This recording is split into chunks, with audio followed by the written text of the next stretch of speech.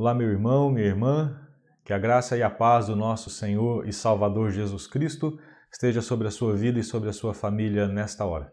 É motivo de gratidão ao nosso Deus de estarmos juntos mais uma vez para podermos cultuar e celebrar o nome do Senhor. E para começarmos esse momento tão especial, eu gostaria de ler na Palavra de Deus um trecho que se encontra no livro das Lamentações, Lamentações de Jeremias, no capítulo 3, verso 21 em diante, que nos diz assim: Quero trazer à memória o que me pode dar esperança. As misericórdias do Senhor são a causa de não sermos consumidos, porque as suas misericórdias não têm fim, renovam-se a cada manhã. Grande é a sua fidelidade. As misericórdias do Senhor são a causa de não sermos consumidos, porque as suas misericórdias não têm fim, renovam-se a cada manhã. Esse tempo na presença de Deus, de culto, é um tempo exatamente para trazer à memória aquilo que nos dá esperança. E Jesus Cristo, a história bíblica, a história da redenção e tudo aquilo que Deus tem feito na história, isso deveria trazer a mim e a você esperança a cada dia, além de saber que todos os dias, a cada manhã, o Senhor está renovando sobre nós o seu favor e a sua bondade. Por isso, nessa hora de culto, eu quero convidar você a fazer duas coisas: a trazer à sua memória o que pode te dar esperança, e a única coisa eficaz, eficiente e permanente que pode trazer esperança para nós é Jesus Cristo, o Filho de Deus encarnado. É o poder de Deus sobre as nossas vidas. E a segunda coisa que eu queria que você fizesse também nesse momento é que você voltasse o seu coração, voltasse a sua mente exatamente para a presença de Deus. E ao lembrar de quem Deus é, do que Cristo é e do que Ele tem feito por nós, dar graças a Ele e louvá-lo e bendizê-lo. Esse é o propósito deste culto, culto ao Senhor, e que toda a glória e toda a honra seja dado a Ele. Eu convido você então a orar nesta hora para que possamos então dar início a este culto de celebração ao nosso Deus. Feche os teus olhos se você puder e acompanhe essa oração. Pai, nós te agradecemos nessa hora por poder ler na Tua Palavra e trazer à nossa mente, trazer à nossa consciência as maravilhas do Senhor. E são as maravilhas do Senhor, porque Tu és um Deus que não pode falhar, um Deus que não falha, que não mente, um Deus que é, que era e que sempre será o Deus Todo-Poderoso. É por conta disso, Deus, que nós podemos ter o nosso coração cheio de alegria, cheio de paz, cheio de boas expectativas, cheio de grande esperança. Ó Senhor, que o Senhor renove na minha vida e na vida deste meu querido irmão e minha querida irmã que nos ouve nessa hora a esperança no Senhor, a esperança de que o Senhor está cuidando de todas as coisas e que tudo que o Senhor faz é bom, perfeito e agradável. Pai, recebe o culto que vamos te prestar nesta hora. Que o seu nome seja adorado, que o seu nome seja glorificado, que o Senhor aceite como uma oferta suave que viemos prestar a Ti nesta hora e que todos nós possamos ser edificados pela Tua palavra. Assim nós oramos, na certeza de que o Senhor nos ouve, na certeza de que o Senhor está aqui e na certeza de que a Tua palavra é a verdade. Oramos em nome de Jesus e para a Tua glória. Amém, Senhor. Nós vamos ouvir uma canção do grupo de louvor nesta hora, que você ouça e que você seja edificado. Vamos ouvir.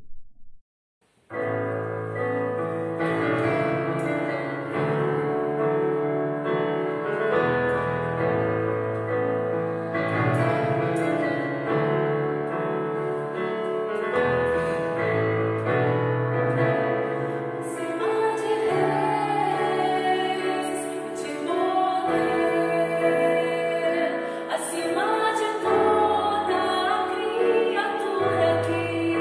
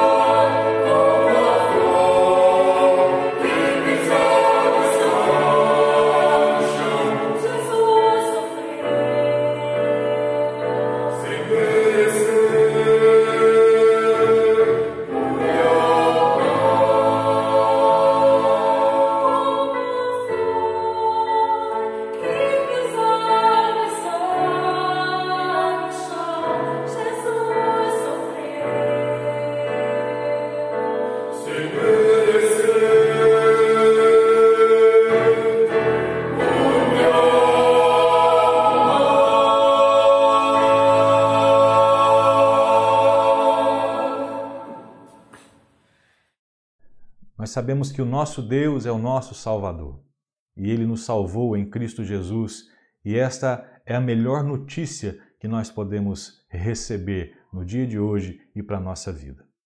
Assim, eu queria convidar você, a partir disso, a voltar o seu coração, então, para a meditação da Palavra de Deus nessa hora.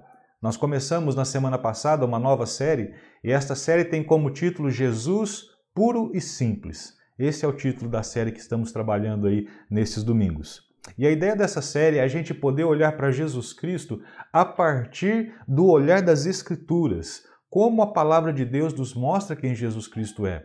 E isso tem um motivo muito importante. As versões que nós temos visto a respeito de Jesus, ou as versões que têm sido apresentadas sobre Jesus, uma versão cultural, às vezes filosófica, às vezes ideológica, às vezes até cinematográfica e muitas vezes religiosas, às vezes essas versões não apresentam quem Jesus realmente é e por conta disso não trazem o que a vida humana precisa, as respostas que a vida humana precisa e as curas que a vida humana precisa e que só podem ser encontradas em Jesus Cristo.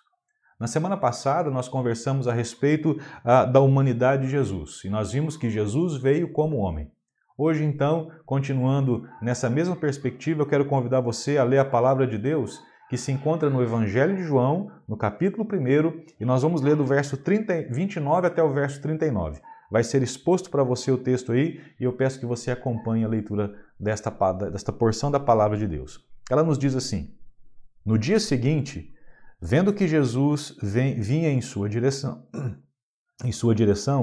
João disse: Eis o Cordeiro de Deus que tira o pecado do mundo. Este é aquele a respeito de quem eu falava quando disse: Depois de mim vem um homem que é mais importante do que eu, porque já existia antes de mim. Eu mesmo não o conhecia, mas vim batizando com água, a fim de que ele fosse manifestado a Israel. E João testemunhou dizendo: Vi o Espírito descer do céu como pomba e pousar sobre ele. Eu não o conhecia. Aquele, porém, que me enviou a batizar com água me disse: Aquele sobre quem você vir descer e pousar o Espírito, esse é o que batiza com o Espírito Santo. Pois eu mesmo vi e dou testemunho de que ele é o Filho de Deus. No dia seguinte, João estava outra vez na companhia de 2 dos seus discípulos e, vendo Jesus passar, disse: Eis o Cordeiro de Deus. Os 2 discípulos, ouvindo-o dizer isso, seguiram Jesus. E Jesus, voltando-se e vendo que o seguiam, disse-lhes: O que vocês estão procurando? Eles disseram: Rabi, onde o Senhor mora? Rabi quer dizer mestre. Jesus respondeu: Venham e vejam. Então eles foram, viram onde Jesus estava morando e ficaram com ele aquele dia. Era mais ou menos 4 da tarde. Existe uma canção do cantor e compositor João Alexandre. Ela foi composta em 1991 por ele no álbum Simplesmente João. E essa canção ela tem o título Pra Cima Brasil. E olha, ela foi escrita em 1991, mas essa canção falava sobre a preocupação com o futuro do Brasil. Nós vamos ouvir essa canção. Eu separei um vídeo aí para você com uma legenda, né, que já estava no vídeo, para que você possa acompanhar a canção e acompanhar a letra. Ouça um pouco do que essa canção diz.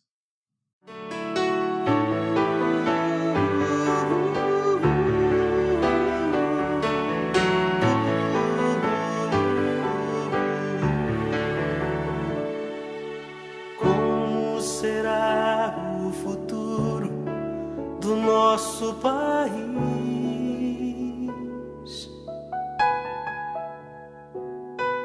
Surge a pergunta no olhar e na alma do povo. Cada vez mais cresce a fome nas ruas, nos morros.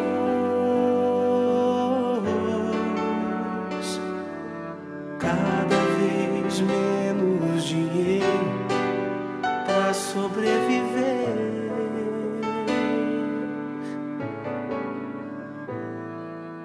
Onde andará a justiça, outrora perdida?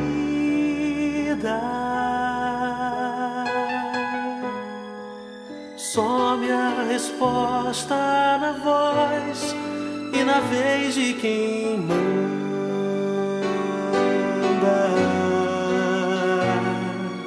Homens com tanto poder e nenhum coração,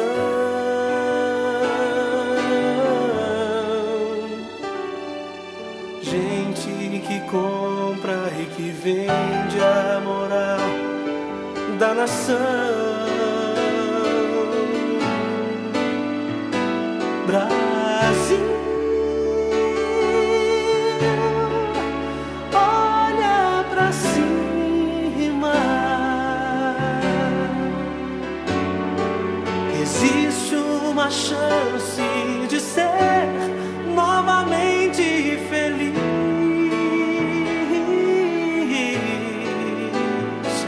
Brasil,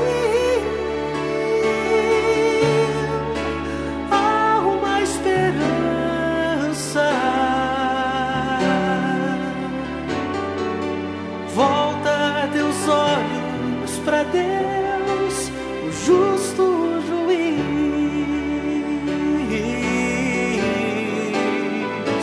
Brasil, olha pra cima. Existe uma chance de ser novamente feliz. Brasil, há uma esperança. Volta teus olhos pra Deus, o justo juiz.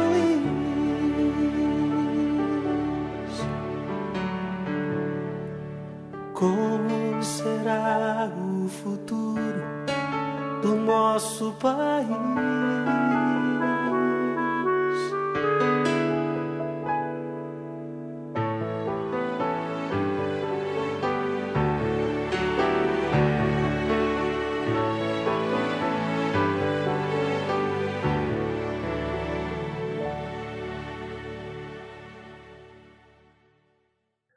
Pois bem, deu para perceber que essa desesperança que João Alexandre apresenta aí nessa canção, ela se concretizou. A desesperança de 1991, ela se concretizou hoje. Vivemos não só no Brasil, mas no mundo inteiro exatamente tempos como esse, tempos de desesperança. Mas o grito do refrão dessa música, ela continua o mesmo. Brasil, olha para cima. Existe a chance, existe a oportunidade de ser novamente feliz. Brasil, há uma esperança. Volta os teus olhos para Deus, o justo juiz. Queridos, desde sempre há um anseio por um Messias. Há um anseio por um Salvador que venha trazer a libertação ao povo, que venha resolver os anseios da esperança humana. E quando eu digo um anseio por um Messias, eu não estou aqui de maneira nenhuma fazendo alguma crítica ou até alguma ironia com o nome do nosso presidente. Longe disso. Mas sempre na história da humanidade surge alguém com uma suposta, um suposto dom de salvador da nação. É assim hoje, sempre foi assim na história e também na história de Israel. Até o dia que João Batista, ele vê Jesus, ele olha para Jesus, aponta para ele e diz: eis aí o Cordeiro de Deus que tira o pecado do mundo. É isso que esse texto nos mostra. João Batista está testemunhando aqui que Jesus era aquele que Israel esperava. Ele era o Messias que Israel tanto esperava. Messias significa ungido. Messias é uma palavra hebraica para ungido. Assim como Cristo não é nome, Cristo é um título dado. E Cristo significa no grego também ungido. Né?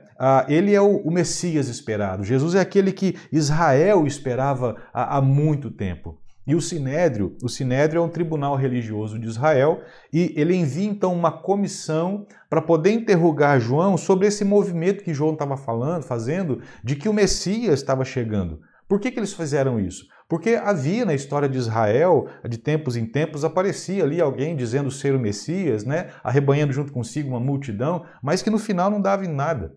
Essa comissão, então, ela está ali exatamente para isso, para comprovar aquilo que João Batista estava dizendo.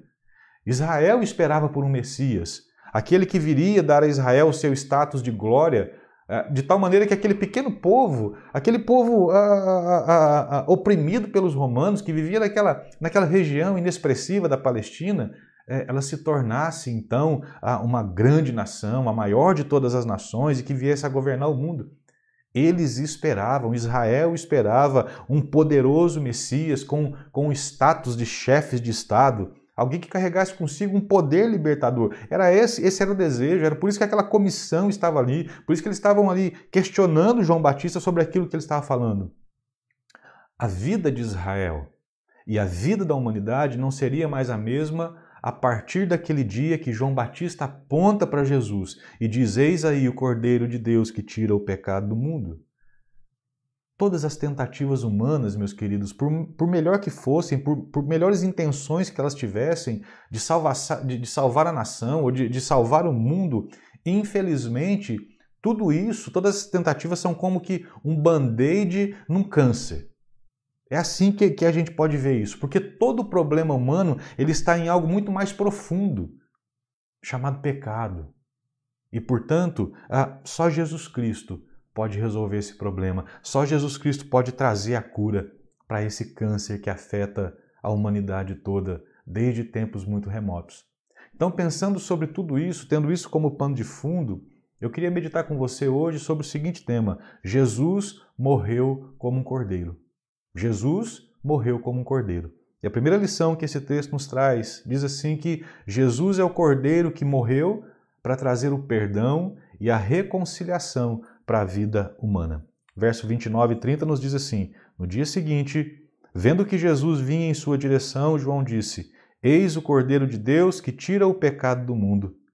Este é aquele a respeito de quem eu falava quando disse: depois de mim vem um homem que é mais importante do que eu, porque já existia antes de mim. Não dá para entender essa declaração de João Batista sem a gente compreender a ideia da esperança messiânica que havia em Israel. Como eu disse, Israel esperava pelo Messias. Mas quem que era esse Messias que eles tanto esperavam? Era alguém que vinha como herdeiro do trono de Davi. E vinha com uma promessa de que seria o herdeiro de um trono que não teria fim, que seria o herdeiro de um trono que seria eterno. E nessa ideia, então, Israel nunca mais seria humilhada, Israel nunca mais seria ultrajada. Essa era a ideia deles, essa era a expectativa deles. Por isso João Batista batizava as pessoas, João batizava com o batismo de arrependimento, João chamava essas pessoas a se arrepender dos seus pecados. E João fazia isso preparando esse povo exatamente para que eles pudessem receber o Messias esperado.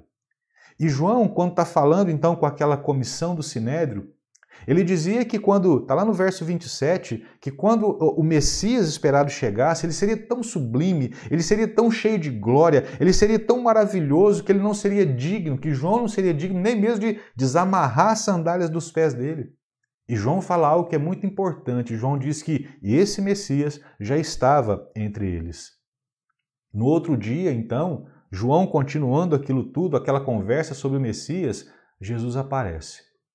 Verso de número 29 e 30 que nós lemos. E eu imagino que certamente, sem sombra de dúvida, João deve ter ficado eufórico quando viu aquilo e ele aponta para Jesus e grita: olha, eis aí o Cordeiro de Deus que tira o pecado do mundo. Agora eu fico pensando se por um lado existia uma euforia no coração de João, por outro lado existia uma frustração enorme no coração daqueles que estavam ali questionando João sobre isso. Porque certamente não era isso que eles queriam. Cordeiro? Que conversa é essa de cordeiro? Nós esperamos o Messias, nós esperamos aquele que venha libertar Israel, nós estamos esperando o leão da tribo de Judá. Nós não queremos cordeiro. Nós queremos alguém poderoso. Porque cordeiro é um animal para sacrifício, cordeiro é um animal manso, cordeiro é um animal que é imolado, que é tosquiado, calado, mudo. Cordeiro nada mais é do que um animal que a gente mata para expiar o nosso pecado, para oferecer como sacrifício. Que conversa é essa de que o Messias é um cordeiro? Essa era a frustração que estava no coração desses homens quando ouvem João Batista falar sobre isso. Mas sabe o que é interessante? Apesar deles esperarem o Messias, alguém com status de general, alguém com status de poder militar, toda a história de Israel é montada em cima da lógica de um cordeiro. Quando João fala, eis o Cordeiro de Deus que tira o pecado do mundo. Que pecado é esse que João está falando? É o pecado, meu querido irmão, minha querida irmã, que passou a fazer parte do mundo. O pecado que entrou no mundo, que está presente no mundo, que trouxe para o mundo todas essas graves consequências, essas situações tão complexas, tão problemáticas, que a gente vem vivendo ano após ano, não apenas no Brasil, mas no mundo inteiro. Esse pecado que esse Cordeiro veio tirar, ele está presente lá no início, lá no Gênesis. Em Gênesis capítulo 3, ali Deus chama o primeiro casal, Adão e Eva, e dá 3 ordens importantes para esse casal. A primeira ordem que Deus dá para esse casal é que eles fizessem filhos e povoassem a terra. A segunda ordem que ele dá para esse casal, que Deus dá para esse casal, é que eles cuidassem dessa criação, que eles dominassem sobre a terra, que eles administrassem tudo isso. E a terceira ordem que Deus dá é que eles poderiam usufruir de tudo aquilo que foi criado para o bem deles, mas eles apenas não poderiam tomar do fruto de uma única árvore, a árvore do conhecimento do bem e do mal. E o que esse casal faz? Esse casal desobedece a Deus, e ao desobedecer a Deus, tomando daquele fruto, o pecado adentra o mundo. E quando eles desobedecem, eles se escondem de Deus, eles viram que estavam nus e eles procuraram ali pegar folhas para poder fazer uma roupa que pudesse cobrir a nudez desse casal a partir desta consciência que eles tiveram que o pecado trouxe. Deus então aparece novamente ali e dessa vez Deus vem com 2 palavras muito pesadas e muito fortes para eles. A primeira palavra que Deus diz ali é que, olha, vocês vão continuar povoando a terra, mas vai doer muito. Em meio a dores intensas de parto, você dará à luz, disse a mulher. E a segunda palavra pesada que Deus disse ali é que sim, vocês vão continuar dominando a terra, vão continuar cuidando da criação, vão continuar usufruindo de tudo isso, administrando tudo isso, mas vocês vão sofrer muito. Essa é a palavra que Deus disse para Adão, em meio à fadiga, em meio a dificuldades, e muitas dificuldades, vocês vão tirar o alimento da terra. Com tudo isso, nós vemos que o sofrimento aparece. Por quê? Porque o pecado entrou no mundo. A presença do pecado no mundo nos afastou de Deus, nos afastou do amor de Deus e nos colocou numa condição de vulnerabilidade, nos colocou numa condição de sofrimento, trouxe a vida de toda a humanidade, de todos aqueles que nasceram a partir de Adão e Eva como representantes da natureza de Adão e Eva. A natureza pecaminosa trouxe padecimento a toda a humanidade.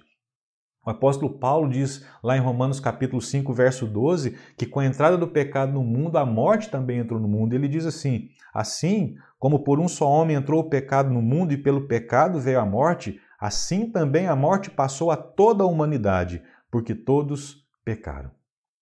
Aquele universo criado por Deus de maneira perfeita é invadido agora por um corpo estranho, chamado pecado, e esse pecado gera as mazelas, e esse pecado traz consigo o sofrimento, e esse pecado traz consigo o afastamento de Deus, e esse pecado traz consigo a morte. E esse casal agora tem que conviver com o pecado, com a inimizade com Deus e com a morte. E não só eles, mas nós também.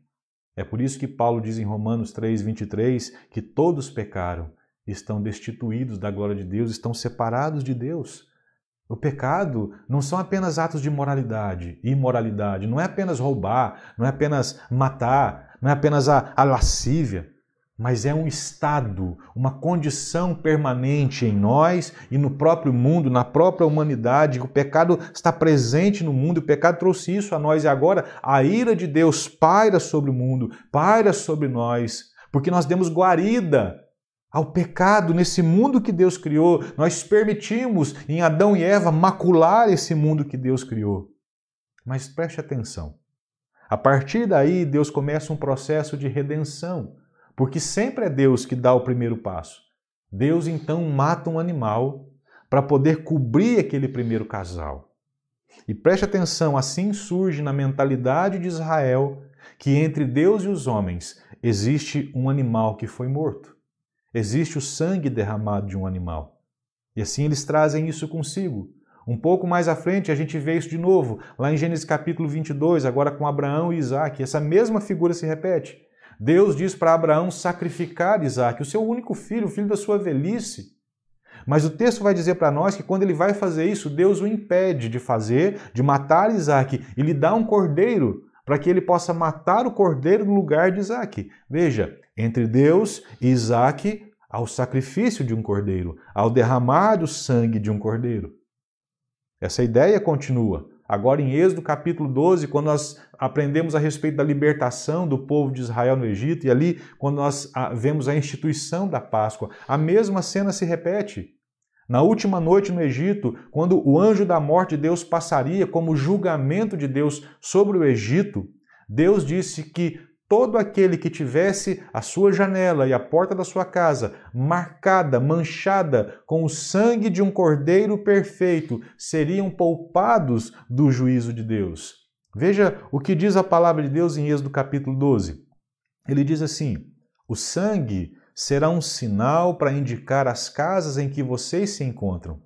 Quando eu vir o sangue, passarei por vocês, e não haverá entre vocês praga destruidora, quando eu ferir a terra do Egito.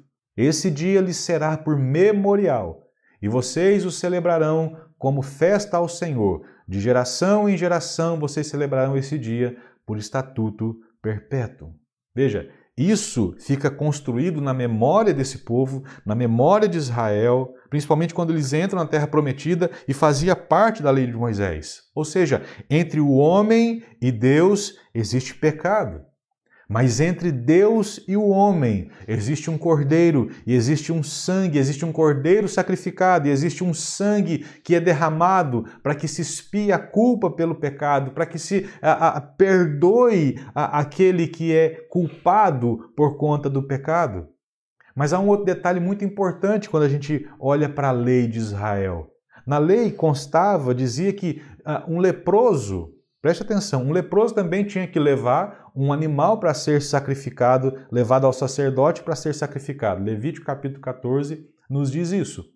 Mas qual era? Mas por que ele tinha que fazer isso? Qual era o pecado do leproso? Ser leproso? Mas isso deve nos chamar a atenção. Isso aconteceu para que Israel nunca se esqueça dessa condição humana de conviver com o sofrimento, de conviver com a dor, de conviver com a enfermidade, de conviver com a hostilidade do mundo, porque o leproso era hostilizado pela sociedade, de conviver com a terra amaldiçoada. Isso era para trazer à memória de Israel a condição de viver no mundo que existe a presença do pecado. Meu irmão, minha irmã, o pecado nos afastou de Deus, completamente de Deus, nos tornou inimigos de Deus. Além de trazer essas gravíssimas consequências para a humanidade. Nós sofremos com homicídios, nós sofremos com mentiras, nós sofremos com doenças, nós sofremos com tiranias de governos déspotas. Nós sofremos com problemas sociais, com problemas espirituais, com problemas emocionais, com problemas psicológicos. Nós sofremos com a própria natureza se voltando contra a humanidade. E tudo isso, todas essas mazelas da vida humana, elas são, em última análise, em última instância, consequências da presença do pecado no mundo. E então Jesus entra na história. Nós vimos a semana passada, Jesus, ele entra na história como homem, demonstrando o amor de Deus, a graça de Deus sobre a vida da humanidade. E quando João olha para Cristo, quando João vê Cristo, ele diz: eis o Cordeiro de Deus que tira o pecado do mundo. É isso que Jesus veio fazer quando morre na cruz, como um cordeiro imolado. Tirar aqui nos traz a ideia de remover o peso que o pecado traz. Mas tirar aqui também traz a ideia de apagar todas as nossas transgressões. E nesse sentido, irmãos, isso é glorioso demais, porque pela graça de Cristo, por aquilo que Cristo faz por nós, o juízo divino ele foi abolido e não pode ser mais imputado à vida da gente, à vida daqueles que creem, daqueles que são salvos pelos méritos de Jesus. Perceba, Jesus agora não é mais o Cordeiro dos homens, não é mais o Cordeiro de Israel, ele é o Cordeiro de Deus. Jesus agora não é aquele que tira o pecado de Israel, mas é aquele que tira o pecado do mundo. Isso é importante, essa palavra de João é para mostrar para aqueles israelitas que Jesus não era o Messias deles. Jesus era o Messias da humanidade. Jesus veio para se sacrificar e morrer, para salvar todo aquele que nele crê. João Calvino, o teólogo João Calvino, ao falar sobre isso, ele nos diz o seguinte: ao tirar os pecados do mundo por intermédio do sacrifício da sua morte, Jesus reconcilia os homens com Deus. Cristo certamente derrama outras bênçãos sobre nós, mas a principal, da qual dependem todas as demais, é aquela que, ao apaziguar a ira de Deus, ele nos leva a sermos considerados justos e puros. A fonte de todos os mananciais de bênçãos consiste em que, não nos imputando nossos pecados, Deus nos recebe em seu favor. Nós somos abençoados por Deus. Nós recebemos graça de Deus todos os dias. O fato de você estar me vendo agora é graça de Deus, independente do que você possa estar passando. O fato de você poder respirar nesse momento é graça de Deus sobre a sua vida. Existem muitas pessoas nessa hora que nós sabemos, por conta dessa pandemia, que estão no hospital entubadas, precisando de respiração mecânica, porque já não conseguem respirar mais sozinhas, simplesmente. E você não consegue enxergar isso como graça de Deus? Mas a maior de todas elas foi aquilo que Jesus Cristo nos garantiu na sua morte na cruz. Nos reconcilia com Deus. Somos perdoados em Cristo Jesus, somos declarados justos no Senhor, o Deus de toda glória. E isso nos dá a garantia da vida eterna e da salvação eterna. John Stott, ele vai nos dizer o seguinte a respeito disso. Está mais do que na hora dos cristãos redescobrirem que a própria essência de sua fé é o fato de que Jesus Cristo não veio para se constituir em uma contribuição a mais para o depósito religioso da humanidade, mas que através dele Deus reconciliou o mundo consigo mesmo. Como eu disse, Jesus não é mais o Cordeiro dos homens. Ele é o Cordeiro de Deus. E é por isso que o sacrifício de Jesus não precisa ser repetido. É por isso que Jesus disse na cruz, está consumado. Hebreus, capítulo 10, verso 12 e 14 nos diz isso. Jesus, porém, tendo oferecido para sempre um único sacrifício pelos pecados, assentou-se à direita de Deus, porque com uma única oferta aperfeiçoou para sempre os que estão sendo santificados. A salvação em Jesus Cristo ela é um ato, um único ato. A santificação é um processo na nossa vida, na maturidade ou na maturação da nossa vida cristã. Isso nos leva então para o segundo e último ponto desta mensagem. Jesus morreu como cordeiro. Jesus é o cordeiro que morreu trazendo segurança e esperança para o que nele crê. Verso 36 e 39 diz assim: Vejam, eis o Cordeiro de Deus. Os dois discípulos, ouvindo isso, seguiram Jesus. E Jesus, voltando-se e vendo que os seguiam, disse-lhes: O que vocês estão buscando? Eles disseram: Rabi, onde o Senhor mora? Jesus respondeu: Venham ver. Então eles foram. Perceba, agora, meu irmão, minha irmã, João Batista muda a perspectiva da fala dele. Antes, João Batista apresenta Jesus como o Cordeiro de Deus que tira o pecado do mundo. Ou seja, a ênfase de João Batista no primeiro momento está na morte de Jesus como o Cordeiro de Deus, que derrama o seu sangue e que no perdão de Jesus nós somos perdoados diante de Deus. Então ele fala da morte de Jesus, ele fala do perdão humano e ele fala então que com isso o homem é reconciliado com Deus. Mas agora, João Batista simplesmente diz: Este é o Cordeiro de Deus. E João fala isso, irmãos, com base na experiência que ele teve no batismo de Jesus. Está ali do verso 32 ao verso 34 da palavra de Deus. Ou seja, é o testemunho vindo do céu de que o próprio Deus disse de que Jesus, ele era o Filho de Deus. João então entende que o seu ministério estava chegando ao fim. E é por isso que João agora coloca o foco na pessoa de Jesus. É como se João estivesse dizendo para aqueles seus discípulos, para que eles olhassem para Jesus e dissessem, olha, é ele que vocês devem seguir. Vocês não são os meus discípulos, vocês são discípulos dele. Vocês devem ir com ele nessa jornada. Essa jornada tem que ser feita não comigo, mas com ele. É como João estivesse dizendo assim, ó, vocês precisam segui-lo, vocês precisam ouvi-lo, se vocês querem de fato ter uma segurança, esperança e um direcionamento na jornada, porque ele é o caminho. É isso que João está dizendo, é isso que João está apontando. Mas perceba, não é exatamente isso que nós também precisamos nessa jornada sobre a terra? Em meio a situações que a gente vai vivendo durante a nossa caminhada de vida e de existência? No verso 38, Jesus faz uma pergunta que é extremamente oportuna, tanto para aqueles homens quanto para nós hoje. Jesus pergunta assim, o que vocês buscam? O que vocês estão buscando? Essa pergunta de Jesus, ela tem a intenção de revelar intenções e motivações do coração daqueles homens. E isso engloba todo o aspecto da vida humana. Em outras palavras, está dizendo assim, o que vocês querem com a vida? O que vocês querem da vida? Atrás de que vocês estão andando? E essa pergunta faz todo sentido para nós. Porque é como se Jesus estivesse perguntando para você agora e para mim, quais são as suas buscas? Como é que você quer trilhar essa jornada de vida? Em que você ou em que as pessoas estão buscando se agarrar, estão se sacrificando, estão se empenhando, estão se dedicando, estão se comprometendo? Estão se esforçando como meio de segurança, como meio de esperança para a vida. Em quê? Absolutamente em quê? Que buscas valem a pena, meus queridos, você gastar a sua vida nelas? Quais? O problema é que todas as coisas nessa vida, elas se esvaem como areia por entre os dedos. É como se a gente tentasse navegar à noite em meio à neblina. É obscuro, é incerto, é inseguro, é perigoso, é sem garantias nenhuma. Porque é assim que a humanidade tem vivido. A humanidade tem vivido como aqueles fariseus, aqueles escribas, aqueles homens ali da lei, esperando um Messias.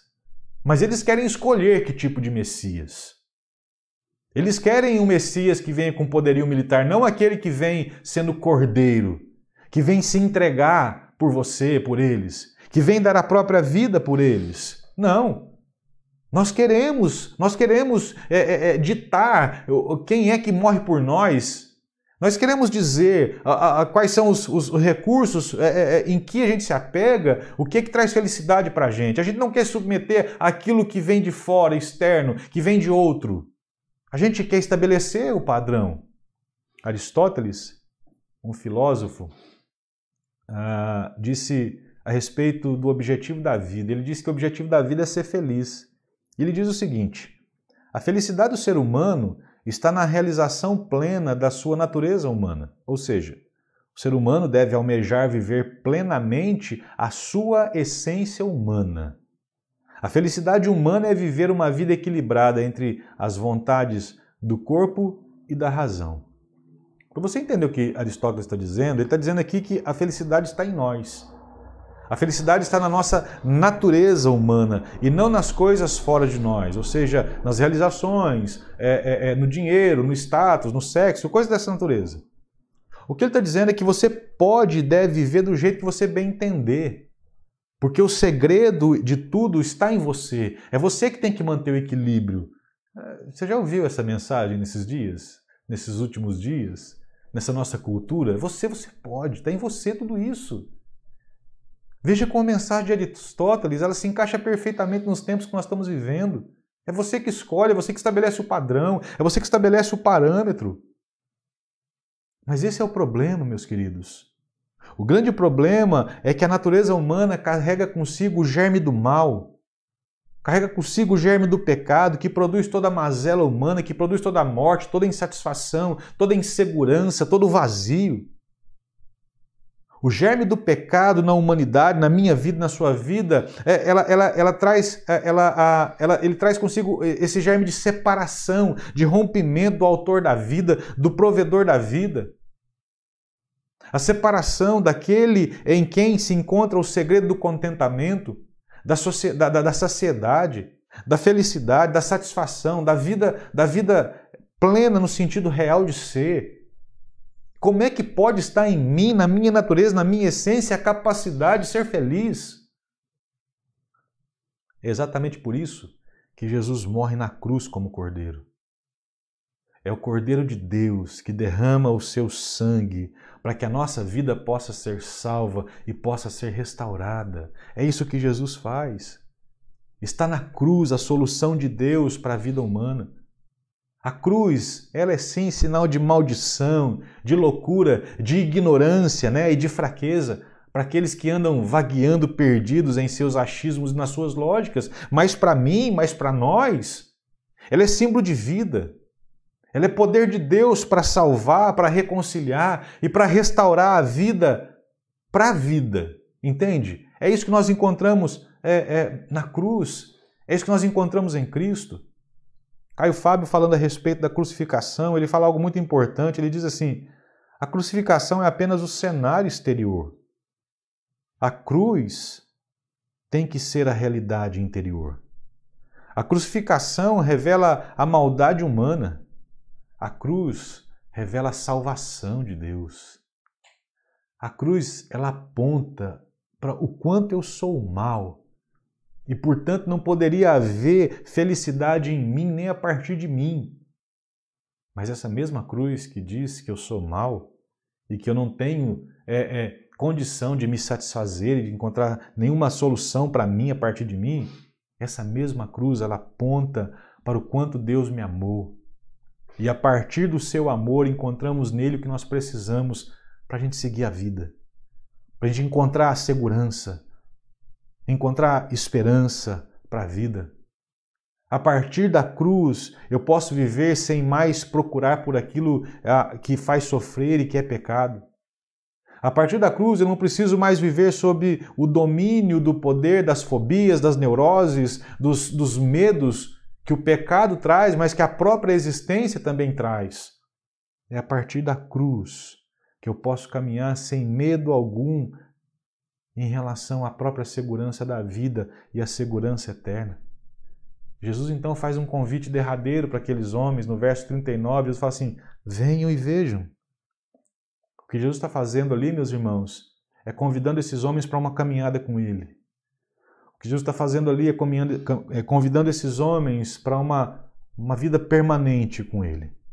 Não é apenas caminhar algumas milhas, não é apenas ficar algumas horas, mas é viver com Ele, é trilhar o caminho dEle, é ouvir a sua mensagem, é aprender dEle com Ele, é se tornar discípulo dEle.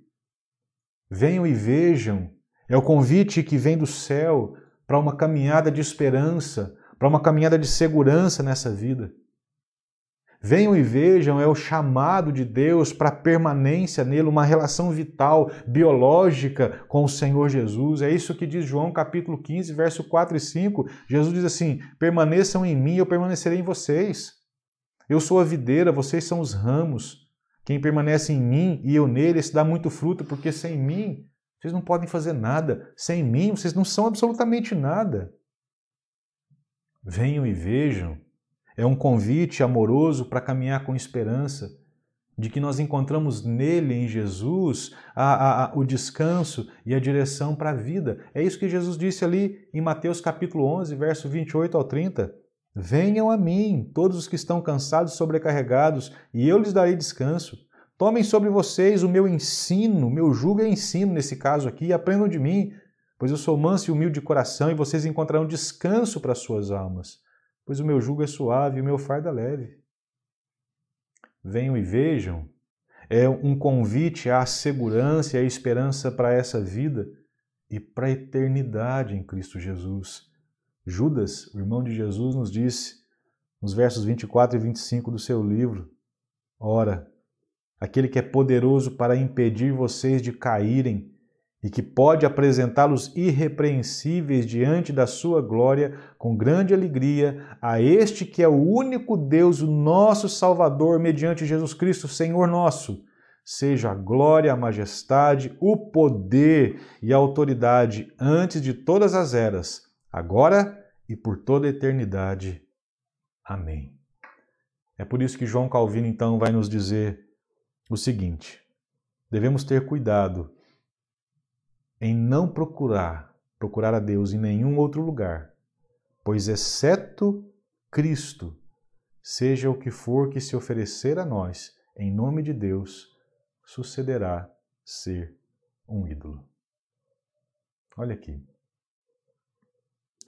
Brasil, olha para cima. Essa foi a frase da canção do João Alexandre. Essa é uma voz profética que nos aponta para a única esperança das nossas vidas e desse país e do mundo. Concluindo então esta mensagem, irmãos, o Cordeiro de Deus, Jesus, foi imolado antes de haver mundo, queda e sangue, para que você pudesse viver em esperança nessa vida com seus percalços e na segurança de um Deus que não age a partir de imprevistos e improvisações. Deus é o único Deus que na sua soberania e providência faz todas as coisas e cada coisa para a sua glória e para o bem dos seus filhos. Portanto, Jesus morreu como cordeiro, porque a cruz foi o bem eterno, a graça eterna que nos garantiu a reconexão e a paz com Deus na vida nessa terra e pela eternidade. E por fim, quem crê nisso é justificado, tem paz com Deus e já passou da morte para a vida. Por isso não procura mais aquilo que faz sofrer e que é pecado, não vive mais sob domínio do poder, das fobias e neuroses do pecado e da própria existência. E pode caminhar sem medo algum quanto à sua segurança eterna. Jesus morreu como cordeiro para nos perdoar e nos reconciliar com Deus e para nos trazer segurança e esperança a todo aquele que nele crê. A quem ou onde você tem depositado todas as esperanças da sua vida? Aonde você tem depositado as fichas da sua vida? Convido você, se você não fez isso ainda, a depositar toda a sua esperança em Jesus Cristo, aquele que morreu no nosso lugar. Convido você a olhar para essa realidade toda que nós estamos vivendo à luz daquele que tem o controle sobre todas as coisas, o nosso Senhor. É Ele que nos dá segurança e esperança em meio a tudo isso, porque a palavra dele diz que um dia Ele voltará e transformará todas essas coisas. E aí não haverá mais choro, mais pranto, mais dor, mais sofrer. Porque Cristo consumou isso quando morreu na cruz do Calvário. Que Deus te abençoe. Vamos orar? Senhor, em nome de Cristo Jesus, nós te agradecemos pela graça maravilhosa de recebermos esta boa notícia. A má notícia é que nós somos pecadores, sim, quer as pessoas acreditem nisso ou não. A má notícia é que em Adão nós pecamos, porque nós nascemos a partir de Adão, somos seus representantes, ou ele é nosso representante, nós trazemos conosco no nosso DNA o germe do pecado. Mas a boa notícia é que o Senhor não nos permitiu morrer desta forma. Porque se morrêssemos dessa forma, a tua palavra diz que sofreríamos eternamente. Mas Jesus Cristo é o Cordeiro de Deus. Entre nós e o Senhor há pecado, mas entre o Senhor e nós há um Cordeiro perfeito, que derramou um sangue perfeito, para que nós pudéssemos ser perdoados, reconciliados contigo e vivermos em paz. Obrigado, Senhor. Que nós possamos reconhecer isso todos os dias, que fomos perdoados por Ti, fomos, ó Deus, agraciados com esta bênção, com esta maravilhosa bênção do perdão em Jesus. E que nós possamos ter nisso a nossa esperança, a nossa segurança e a certeza de que as coisas vão mudar. Obrigado porque o Messias, o Salvador, é um cordeiro que morreu e derramou um precioso sangue para nos salvar. Muito obrigado, Pai. A nossa esperança está no Senhor. Assim nós oramos, em nome de Jesus e para a glória do Senhor. Amém. Que Deus abençoe a sua vida, a sua casa, a sua família e te dê uma boa semana. Amém.